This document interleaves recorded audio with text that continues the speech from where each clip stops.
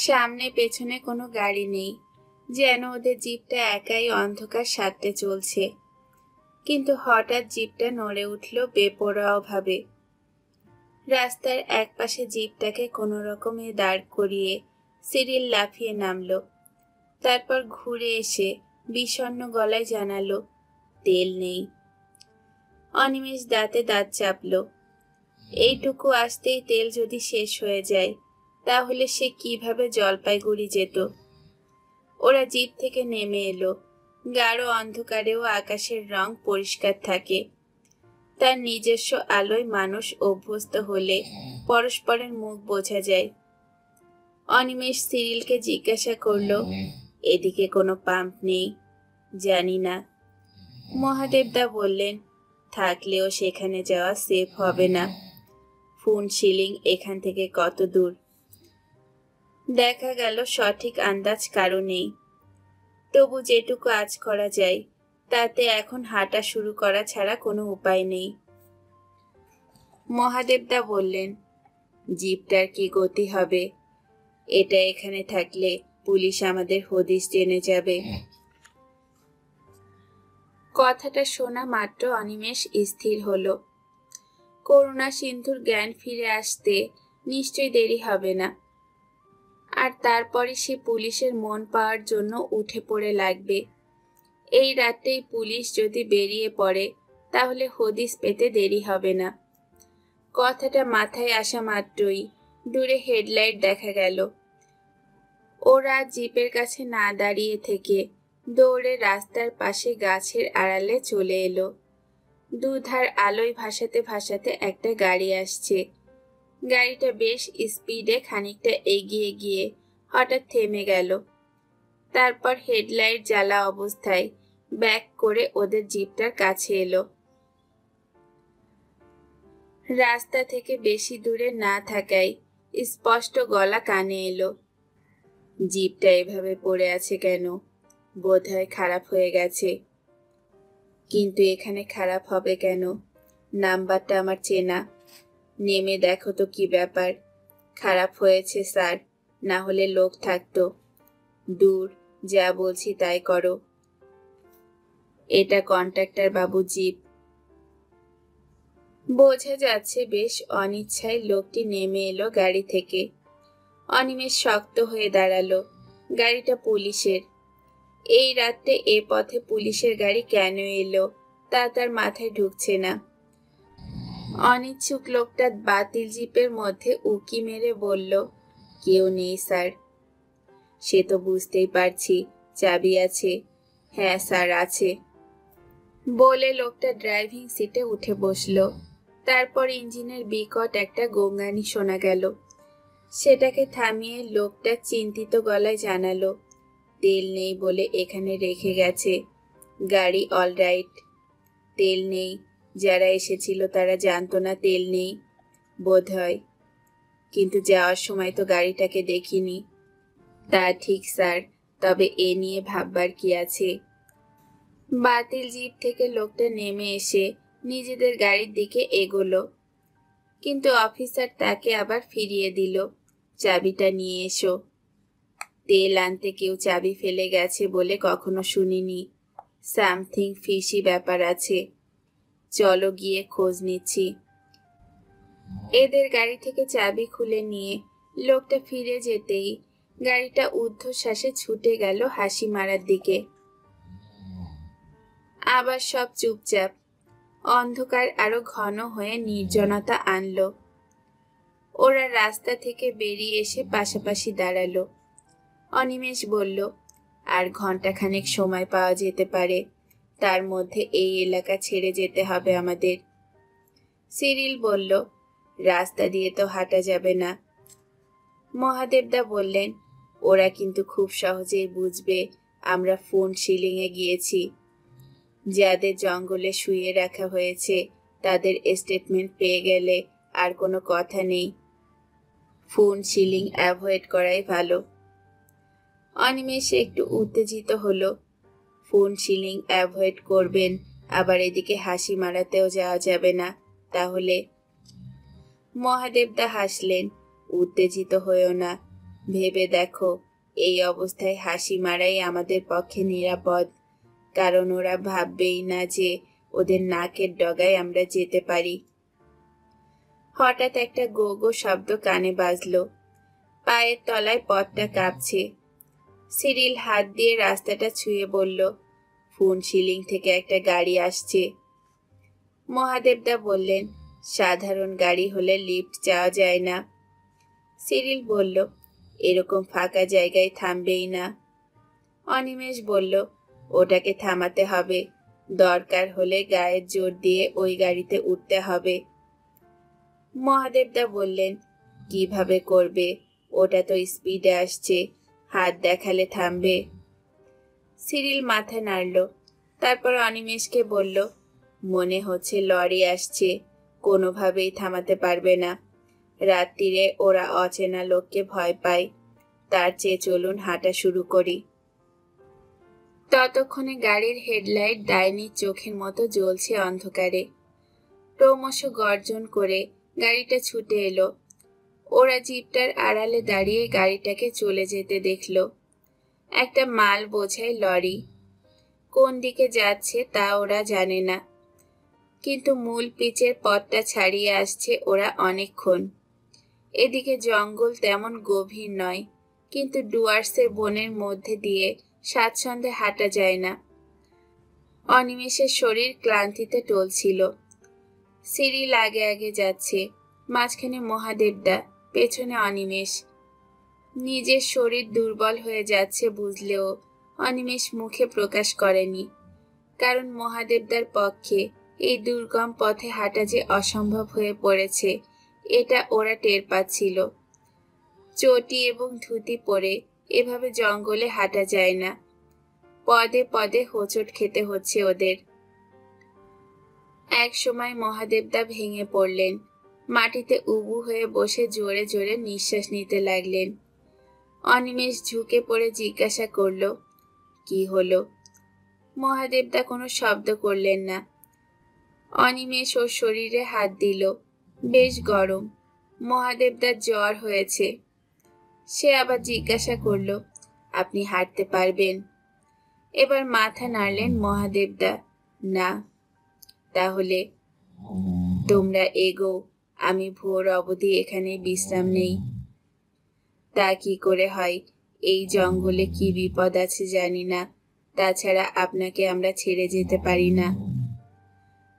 হঠাৎ সিরিল মহাদেবদার দুই বগলে হাত দিয়ে ওকে সোজা করে দাঁড় করালো। আপনি আমার পিঠে উঠুন। মহাদেবদা চমকে উঠলেন, না, তা হয় না। কেন হবে না? আপনার বয়স হয়েছে, ওজনও বেশি নয়, আমার মাল বয়ে নেওয়ার অভ্যেস আছে। কথা শেষ করে মহাদেবদার আপত্তি সত্ত্বেও সিরিল ওকে পিঠে তুলে নিল। অনিমেষ অবাক চোখে ব্যাপারটা দেখল।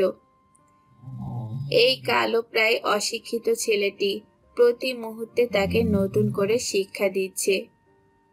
ওর পিঠে উঠেও মহাদেবদা আপত্তি জানাচ্ছিলেন। সিরিল স্বাচ্ছন্দ্যে বলল, চলুন, আপনি আগে যান।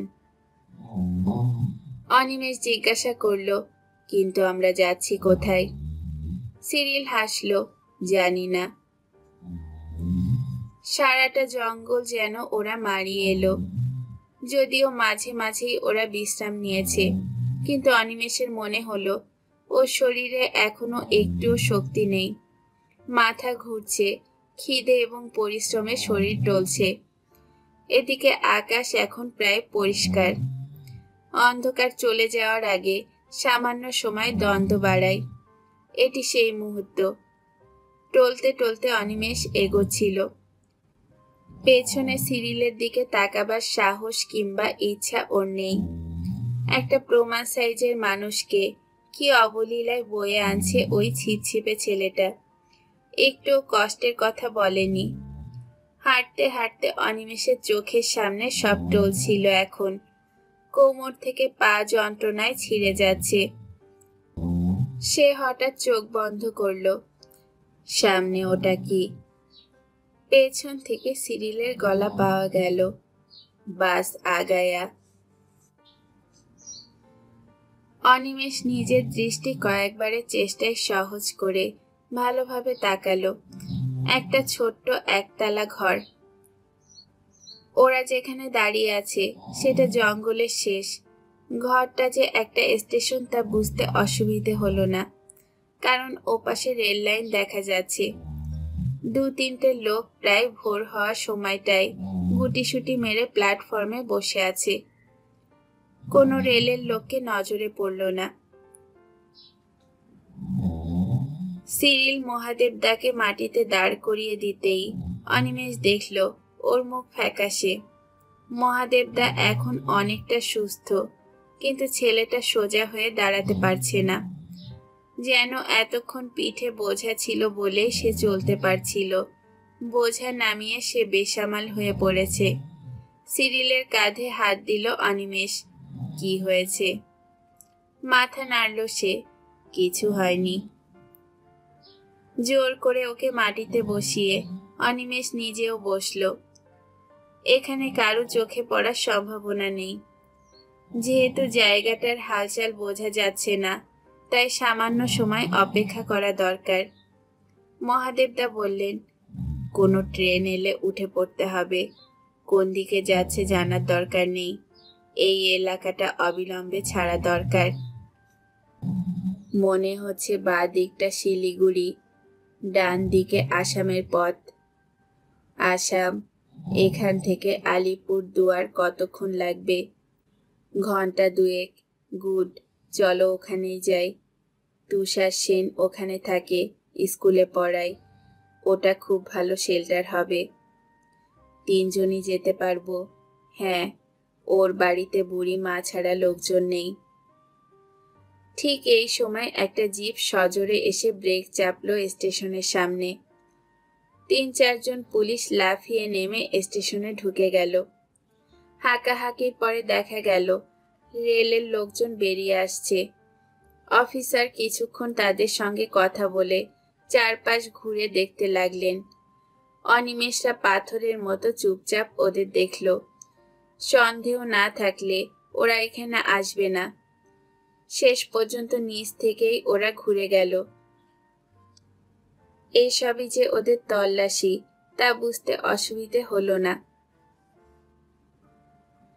শেষ পর্যন্ত পুলিশের গাড়িটা ফিরে গেল, কিন্তু যাওয়ার আগে 2 জন কনস্টেবলকে রেখে গেল। একজনের হাতে রাইফেল, অন্যজনের হাতে লাঠি। কয়েক মিনিট তারা আগ্রহের সঙ্গে পায়চারি করে শেষ পর্যন্ত পাশাপাশি বসে গল্প করতে লাগলো। মহাদেবদা বললেন, ঝুঁকি নিতেই হবে। এদের সামনে দিয়েই ট্রেনে উঠতে হবে। মনে হচ্ছে ম্যানেজ করা যাবে। সিরিল কি বুঝলো বোঝা গেল না। আস্তে আস্তে উঠে নিচে নামতে লাগলো। অনিমেষ চাপা গলায় তাকে ডাকলেও ততক্ষণে সিরিল নেমে গেছে। যেন কোনো উত্তেজনা নেই এমন ভঙ্গিতে স্টেশনের দিকে হাঁটতে লাগলো সে। অনিমেষরা দেখছিল ওকে। কনস্টেবলের সামনে গিয়ে কিছু জিজ্ঞাসা করলো সিরিল। বেশ বিরক্ত হয়ে কোনো উত্তর দিল না তারা। সিরিল বোকা বোকা ভাব করে ওদের পাশে গিয়ে বাঁদিকে তাকাচ্ছে। তারপরই ট্রেনের হুইসেল শোনা গেল। মহাদেবদা চাপা গলায় বললেন, চলো এগিয়ে যাই। দুপায়ে যেন লোহার ওজন। অনিমেষ কোনো রকমে নিচে নেমে এলো। এবার মহাদেবদাই জিজ্ঞাসা করলেন, হাঁটতে অসুবিধে হচ্ছে? ঘাড় নাড়ল অনিমেষ, এবং সেই মুহূর্তেই পুলিশ দুটোর নজর পড়ল ওদের দিকে। বোধহয় চেহারার বিবরণ আগেই পেয়েছিল ওরা, কারণ দেখা মাত্র সোজা হয়ে দাঁড়ালো দুজনেই। নিজেদের মধ্যে কথা বলেই একজন রাইফেল উঁচিয়ে চিৎকার করল, হোল্ড। অনিমেষরা সোজা হয়ে দাঁড়ালো। একজন রাইফেল তাক করে দাঁড়িয়ে, অন্যজন লাঠি হাতে এগিয়ে আসছে ওদের দিকে। এমন ভাবে আসছে যে সঙ্গীর লক্ষ্য থেকে সে এদের আড়াল না করে। দূরে দাঁড়িয়ে জিজ্ঞাসা করলো লোকটা, কাহা সে আতা হে? অনিমেষের নজর তখন রাইফেলধারীর দিকে। তার পেছনে বেড়ালের পায়ে হেঁটে আসছে সিরিল। লোকটার একাগ্র নজর এদিকেই। এক পলকেই ঝাঁপিয়ে পড়ল সিরিল। আচমকা আক্রমণে ছিটকে গেল লোকটা। রাইফেলটা মাটিতে গড়াগড়ি খাচ্ছে। সঙ্গে সঙ্গে পকেট থেকে রিভলভার বের করে লাঠিধারীকে পাথর করে দিল অনিমেষ। তখন গাড়ি প্ল্যাটফর্মে এসে দাঁড়িয়েছে। যদিও যাত্রী কম, তবু সবার চোখের সামনে ঘটনাটা ঘটল। কিন্তু কেউ এক পা এগিয়ে যেতেই অন্য পুলিশটা চোঁচো দৌড় শুরু করলো। অনিমেষ যখন ওদের কাছে পৌঁছেছে তখন সিরিল মাটিতে, আর তার ওপর দুপা দিয়ে পুলিশটা বসে আছে। ওর হাত দুটো সিরিলের গলায় সাঁড়াশির মতো বসে যাচ্ছে। উন্মাদ হয়ে গেল অনিমেষ। জোরে রিভলভারের বার দিয়ে আঘাত করলো পুলিশটার মাথায়। ফিনকি দিয়ে রক্ত বের হলো মাথা থেকে। চুপচাপ শুয়ে পড়ল লোকটা। সিরিল, সিরিল, অনিমেষ চাপা গলায় ডাকলো। চিত হয়ে শুয়ে আছে ছেলেটা। চোখ বিস্ফারিত, মুখ থেকে ফেনা বের হচ্ছে। এক মুহূর্ত মাত্র, কিন্তু অনিমেষের বুকের ভেতরটা চৌচির হয়ে যাচ্ছিল। সিরিল নেই। ওদের বাঁচাতে ছেলেটা লড়ে গেছে শেষ মুহূর্ত পর্যন্ত। সারা রাতের ক্লান্তির কথা আমল দেয়নি। সেই মুহূর্তে অনেক শব্দ বাজলো কানে। ট্রেনটা চলতে শুরু করেছে। মহাদেবদার গলা পাওয়া গেল। অনিমেষ উঠে এসো। অনিমেষ উঠে দাঁড়ালো। ট্রেনটা সাপের মতো এগিয়ে যাচ্ছে। কামরায় কামরায় মুখগুলো এখন ওর দিকে তাকিয়ে। রিভলভারটা কুড়িয়ে নিয়ে সে ছুটে গেল ট্রেনটার দিকে। সামনে মহাদেবদার হাত, হাতটা সরে গেল। অনিমেষ পরের কামরার হাতল ধরার জন্য লাফ দিতেই হাঁটুতে সেই ব্যথাটা আবার চলকে উঠল। নিজের শরীর এক পলকেই নিজের নয়। ট্রেনের গায়ে আঘাত খেয়ে নিচে গড়িয়ে পড়ল অনিমেষ। জ্ঞান হারানোর আগের মুহূর্তে কেন্নর পায়ের মতো ট্রেনের চাকাগুলোকে ছুটে যেতে দেখল সে। তারপর সব অন্ধকার। একটা রেল লাইন, তার উপরে ছোট ছোট গাছ, যার উপরে আকাশটা উপুর হয়ে আছে। এমন একটা স্থির চিত্র দু চোখের সামনে। অনিমেষ চোখ বন্ধ করল। পরক্ষণে মাথা থেকে কাঁধ পর্যন্ত তীব্র একটা যন্ত্রণা অনুভব এলো। হাত চলে এলো অজান্তেই। অনিমেষ চটচটে উষ্ণতা স্পর্শ করতেই আবার চোখ খুলল। আঙুলগুলো গড়িয়ে রক্ত ঝরছে। এক মুহূর্ত মাত্র। অনিমেষ চট করে সোজা হয়ে বসল। যন্ত্রণাটা এখন যতই তীব্র হোক না কেন, অনিমেষ সাদা পর্দা চোখে চারদিকে তাকিয়ে স্থির হয়ে গেল। 10-12 জন দেহাতি মানুষ গোল হয়ে তাকে ঘিরে দেখছে। সে উঠে বসতেই একটা অস্ফুট শব্দ হলো।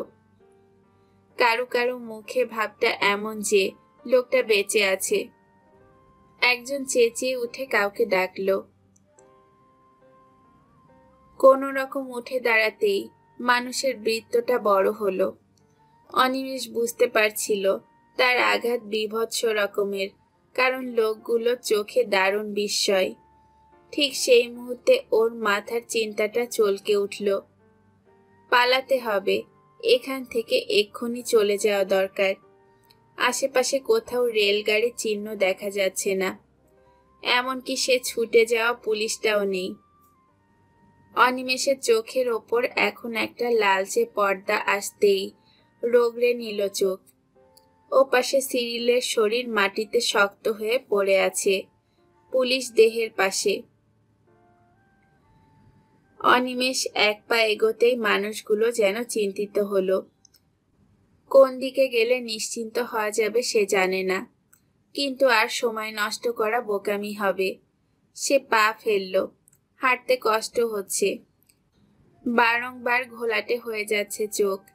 কাঁধ থেকে মাথা যেন ছিঁড়ে যাচ্ছে। অনিমেষ জঙ্গলের দিকে এগোলো।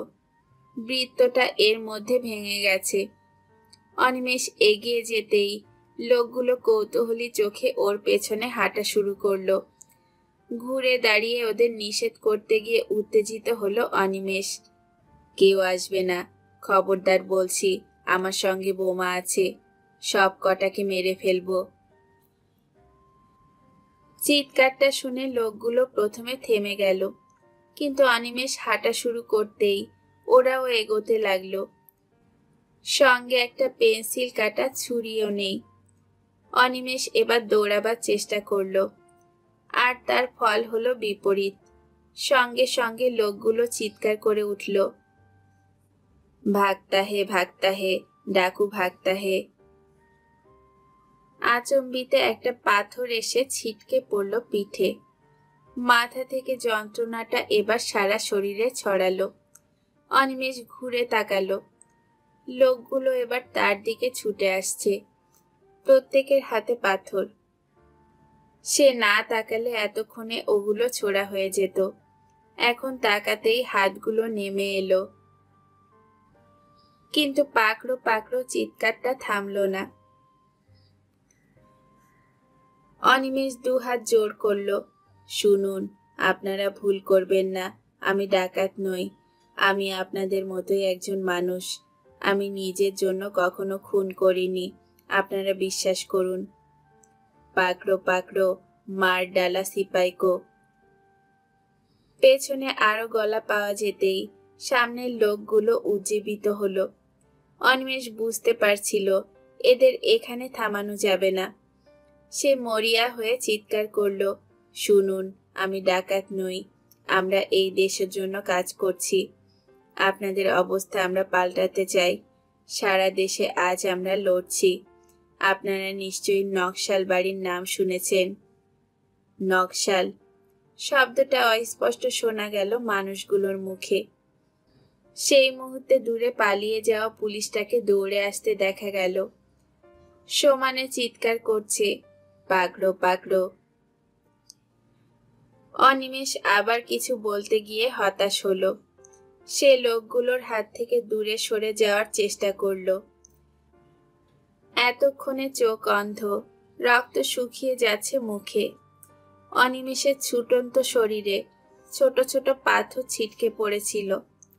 এ সময়ে মাথার পেছনটা ঝনঝন করে উঠতেই অনিমেষ বসে পড়ল। পর মুহূর্তেই অনেকগুলো হাত একসঙ্গে নেমে এলো ওর শরীরে। অনিমেষ শেষবার চেষ্টা করলো কথা বলতে, হাতগুলো এখন নির্মম। সারা শরীর আগুনে পুড়ছে এমন অনুভব হলো অনিমেষের। চোখ বন্ধ, চেষ্টা করেও দু পাতা খুলতে পারল না সে। একটু বাদে বুঝতে পারল কোনো চলন্ত জিনিসের ওপর শুয়ে আছে। দুর্বল একটা চিন্তা শক্তি কোনো রকমে টিকে ছিল মাথায়, সেটাকে জিইয়ে রাখতে চাইছিল সে। ইঞ্জিনের শব্দ কানে এলো, দু একবার হর্ন বাজলো। কোনো ছুটন্ত গাড়িতে সে চলছে। গাড়িটা কার, কোথায় তাকে নিয়ে যাওয়া হচ্ছে এমন কোনো ভাবনা মাথায় এলো না। আচ্ছন্নের মতো বেশ কিছুটা সময় পার হয়ে যাবার পর সে নরম একটা স্পর্শ পেল। গাড়ির ঝাঁকুনিতে একটা কিছু তার শরীরে স্পর্শ করছে বারংবার। পেটের উপর পড়ে থাকা হাত দুটো তোলার চেষ্টা করলো সে। কাঁধের কাছটা ছিঁড়ে যাচ্ছে। দুটো হাত একসঙ্গে ওপরে উঠেই গেল। কবজিতে সার নেই, দুটো কবজি একসঙ্গে শক্ত করে বাঁধা হয়ে আছে। অর্থাৎ এখন সে বন্দী। আর একবার চোখ খোলার চেষ্টা করলো সে প্রাণপণে। অস্পষ্ট সাদা যেন সামনে কি ঝুলছে। সে কি অন্ধ হয়ে গেল? অনিমেষ চেষ্টা করলো মনে করতে কোনো আঘাত তার চোখে লেগেছিল কিনা। ভাবতে পারছে না, কিছুই মনে পড়ছে না। মুখ ঘোরালো সে। একটা বোধ তার হচ্ছিল, মাথার বাঁ দিকটা ফেটেছে। ডান দিক দিয়ে পাশ ফেরার চেষ্টা করলো সে এবার। যে জিনিসটার স্পর্শ পাচ্ছে সেটা মানুষ, অথচ সেই মানুষটা এমন ভাবে ঝাঁকুনির সঙ্গে সঙ্গে তার শরীরে গড়িয়ে পড়ছে যে বোঝাই যাচ্ছে তার নিজের কোনো শক্তি নেই। অনিমেষ চাপা গলায় ডাকবার চেষ্টা করলো, কে? কোনো উত্তর এলো না। গাড়ির একটানা ইঞ্জিনের শব্দ ছাড়া আর কোনো কিছু কানে বাজছে না। পাশের মানুষটি কোনো সাড়া দিল না। মাথার মধ্যে ফিকে অন্ধকার হঠাৎ টুকরো হয়ে গেল। পাশের মানুষটিকেও তার মতোই বন্দি করে নিয়ে যাওয়া হচ্ছে। কে হতে পারে? চিন্তাটা স্পষ্ট হতেই শক্ত হয়ে গেল সে। সিরিল নয় তো? আর কেউ তাদের সঙ্গে ছিল না। মহাদেবদা তো সেই ট্রেনেই চলে গেছেন। সিরিল যদি হয় তাহলে তো। জোর করে চোখ বন্ধ করে আচমকা পাতাগুলো খুলতেই অস্পষ্ট একটা মুখ ভেসে উঠল। মুখটা যে সিরিলের তা বুঝতে অসুবিধে হলো না ওর। সিরিলের মৃত শরীরের পাশে সে শুয়ে যাচ্ছে। সিরিল, সেই উজ্জ্বল ছেলেটা। অনিমেষ চোখ বন্ধ করতেই আর একটা আওয়াজ এই প্রথম তার কানে ঢুকল। অস্ফীত যন্ত্রণার অভিব্যক্তি কারোর গলায় বাজছে। মাঝে মাঝেই কোকিয়ে উঠছে সে। কে হতে পারে? নির্ঘাত সেই পুলিশটা। নিশ্চয়ই তাকেও নিয়ে যাওয়া হচ্ছে এই গাড়িতে। অনিমেষ চোখ বন্ধ করল। গাড়িটা কখন থেমেছিল টের পায়নি অনিমেষ। স্পষ্ট একটা গলা কানে এলো, ডেড। শব্দ হলো, কেউ গাড়িতে উঠল। মচমচ করে শব্দটা কানে যেতেই অনিমেষ স্থির হয়ে গেল। বেশ জোরে কেউ লাথি মারল তার পাছায়। অনিমেষ অনেক কষ্টে শক্ত হয়ে থাকলো। লোকটার গলা কানে এলো। মরে গেছে মনে হচ্ছে। ভালো করে দেখো। হুকুমটা এলো বাইরে থেকে। নড়ছে না, কিন্তু এখনো রক্ত বের হচ্ছে। মরার শরীর থেকে রক্ত বের হয় না, তাহলে বেঁচে আছে। একটা হাত গলা ও বুকের ওপর কিছুক্ষণ হাতড়ে চেঁচিয়ে উঠল, মরেনি স্যার, অজ্ঞান হয়ে আছে। হরমোহনের কি অবস্থা? গঙ্গাচ্ছে, ওটাকে নামিয়ে আনো। কাকে স্যার? নকশালটাকে। শেষ করে নিয়ে যাই। গুলি করবেন স্যার? হ্যাঁ, এখানে ধারে কাছে কেউ নেই। কি দরকার স্যার? জলপাইগুড়িতে পৌঁছাবার আগেই বডিটা শক্ত হয়ে যাবে। এ কেস টিকবে না। নকশালদের তুই চিনিস না? তাহলে স্যার গাড়িতেই গুলি করুন। কষ্ট করে নামালে আবার ওঠাতে হবে তো।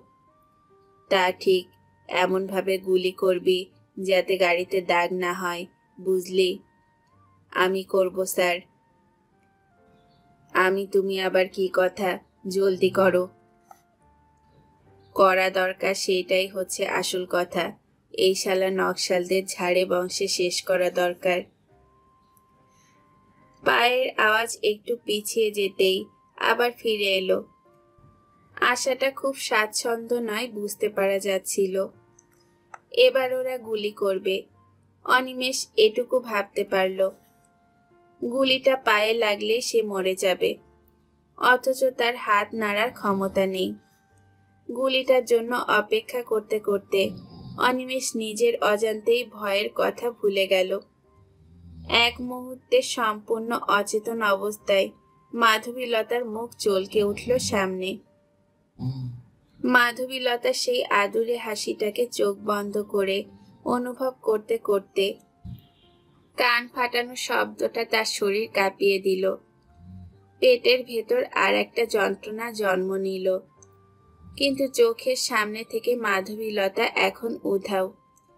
তার চেতনা মুছে যেতে যেতে একটা সুতোই যেন ঝুলতে লাগলো। সিপাহীটা বলল, হয়ে গেছে স্যার। মরছে, একদম পেটের ভেতরে রক্ত পড়ছে গল গল করে। মুছে ফেল। মুছবো কিসে? সেই জন্যই তো বাইরে বের করে কাজটা শেষ করতে বলেছিলাম। এত কুড়ে হলে চলে? এখন ওই রক্তের দাগ নিয়ে তো আর ফেরা যাবে না। যেতে যেতে রক্ত বের হতেও পারে। তা পারে, রক্ত বের হলে আমরা কি করব? ঠিকই তো। তাহলে নামি স্যার। বেশ, নাম। দুটো শরীরকে ওরা পাশাপাশি রাখছিল। এমন সময় একটা গলা প্রায় আর্তনাদ করে উঠল, স্যার মরেনি এখনো। মরেনি? এই যে বললি মরে গেছে। তাই তো ভেবেছিলাম তখন। ভেবেছিলাম এরকম ভাবলে অ্যাডমিনিস্ট্রেশন চলে। তবে বেশিক্ষণ টিকবে না স্যার, হয়ে গেল বলে। এখন আর কিছুই করা যাবে না, পাবলিক দেখছে, এটা হাসপাতাল। এই যে আপনারা কি দেখছেন এখানে? যান যান, নিজের কাজে যান। ডেড বডি দেখেননি কখনো? যান। আসুন ডাক্তার, দুটোই ডেড কেস। অলমোস্ট। অলমোস্ট মানে? এ দেখছি এখনো মরেনি, খুব সিরিয়াস কেস। অনেকগুলো উল্ট হয়েছে দেখছি। এই, একে তোল শিগগিরই। অফিসারের গলা শোনা গেল, ঝামেলা বাড়াচ্ছেন কেন? মর্গে যেতে যেতে টেসে যাবে। এখন জামায় আদর করে কি লাভ? তা সত্ত্বেও অনিমেষ টের পেল যেন সে দোলনায় দুলছে এবং পালকিতে চড়ে যাচ্ছে কোথাও। শারীরিক যন্ত্রণার বোধগুলো তখন নেতে গিয়েছিল। অনন্ত শূন্যে সে যেন একা ভেসে যাচ্ছে। তাকে কেউ কিছু করতে পারবে না, কাউকে কিছু করার ক্ষমতা বা ইচ্ছেটুকু তার নেই। আহ, কি আরাম!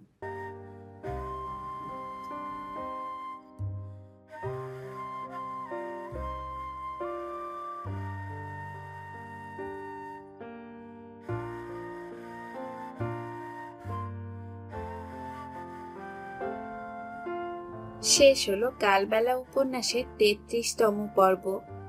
আজকের এই গল্প পাঠ আপনাদের কাছে কেমন লেগেছে কমেন্ট করে আমাকে জানাতে পারেন। আর চ্যানেলে সাবস্ক্রাইব না করে থাকলে সাবস্ক্রাইব করে পাশে থাকবেন। আশা করছি পরের পর্বটি নিয়ে খুব তাড়াতাড়ি শেয়ার করার জন্য চলে আসব। সবাইকে টাটা জানিয়ে এই পর্যন্তই শেষ করছি।